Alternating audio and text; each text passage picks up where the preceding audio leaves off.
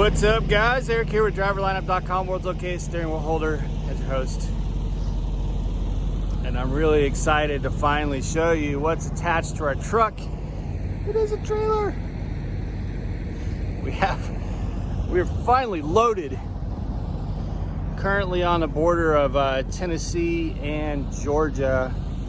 So Johnson's Logic, I would love to stop for barbecue. I know the joint that you invited us to stop at.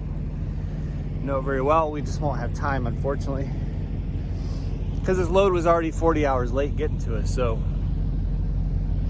yeah, we got to rock and roll and get down to our O2 and our 90. It's got 2 stops. 90's not until tomorrow morning, but we're still not sure what's going on with the O2. So anyway, when this trailer finally got to us last night, the transfer was great because the driver was in the wash. I had the sense to stop and walk and look in the wash, the truck wash at Prime, because I just had a hunch, and we had circled the main yard. I don't want to go down to the lower yard without checking, and sure enough, it was that trailer in the wash. So he came out, dropped the trailer. It's 31,000 pounds on the truck and 21,000 pounds on the trailer. So it's not very heavy, it's just heavy on the front. New trailer in good condition. Tandems are already moved all the way up, so we rocked and rolled, man. We got under that trailer and we were gone last night. And it feels good to be running. Also, another thing is, even though we had to wait 24 hours for this load, it ended up paying almost $3 a mile. Like, we didn't really know how much it was paying. I've picked up from where this picked up before, and I've delivered to Florida from that place before.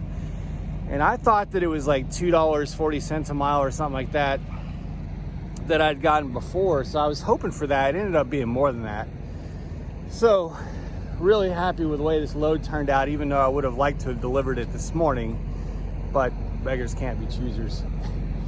Anyway, our truck was also clean. We drove through salt water all night last night. You could probably see the two-tone much lighter at the bottom than it is at the top.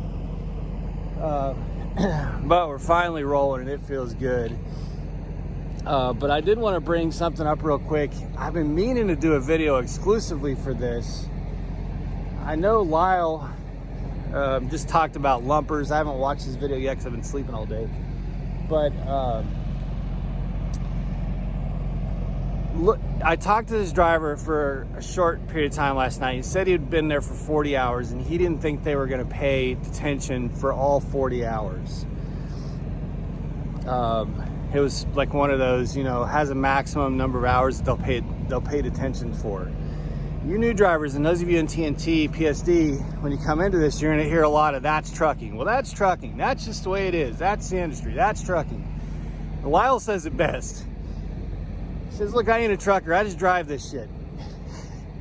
I feel the same way. Like, I'm not one that's been out here for 1 or 2 decades that's just, that's trucking, that's trucking. No, I don't. I think that there is a lot of really scammy, crooked shit that goes on in this industry. And I'm not going to specify customers because obviously I have respect for our customers and stuff. I'm just going to say this as an industry-wide issue. And I said it before, I think a couple weeks ago. You have 3 main parties involved in a contract, in a freight hauling contract, right? You have the broker, in our case that's Prime, us as the driver, and then you have the customer. 2 of those 3 have to abide by that agreement. And the one that has to abide the most by that agreement is the driver. Like, we can't be late. Basically, we get a proposal for an agreement contract. The proposal is, here's where you need to pick up, here's what time you need to pick up, here's where you need to deliver, here's what time you need to deliver, here's how much you're going to be compensated in line haul, fuel surcharge, tolls, etc. Do you agree? Once you agree to that proposed load, you are on the hook with serious, significant, substantial consequences. And generally the broker, in our case Prime, is also going to hold pretty strong to their end of the agreement too. You know who isn't? It's the customer. And I know that I think I said it last time I was talking about this. I know the customer's always right. But there's in most agreement situations, there are some consequences. Like if you were, I may be redundant if I said this before and used this as an example before, but if you were, say, going to get a web design service and, you know, you went and put $100 deposit on a web design, and you went, and this web designer gave you like, say 20 or 30 hours of their service, which could be worth $1,000, $2,000, $3,000, and you were contractually obligated to, when they were finished with those services, for them to turn over the website and you pay them. Well, what would happen if they turn over their website and you only paid them half the amount? You would be in violation of your contract. So it's not just a customer's always right? There's agreements, there's things that have to be followed through with, and there has to be consequences. So I think it just really surprises me in this industry that third party, that end of the bargain, that end of the deal can just do really whatever it wants. I mean, you can show up for an appointment and they can say, just go park over there in the corner and you're going to be there for 2 days. You're not going to have a bathroom. No, you can't leave. Or, you know, it's just any number of things. And that's been, to me, I think, you know, I'm fairly new, but a lot of you are going to say, oh, Eric, you're a young whippersnapper. That's trucking. Again, as Lyle says, I ain't a trucker. I just drive this shit.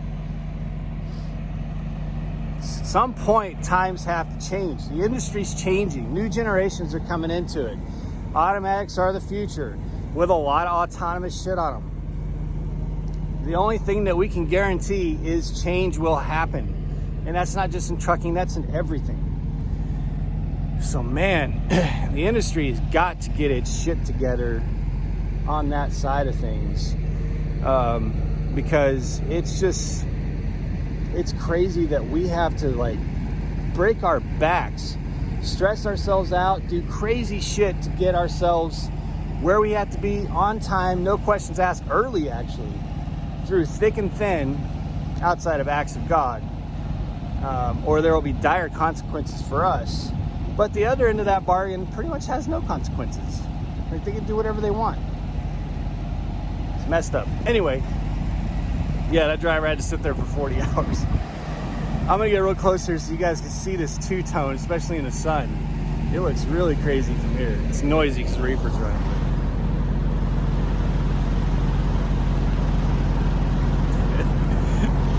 That's crazy. That's salt at the bottom. Literally, looks like it's two colors of gray.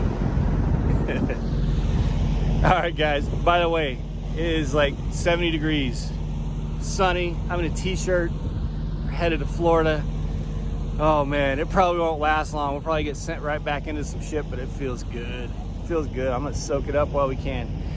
Be safe, make good decisions, always drive, thrive. Talk to you guys soon.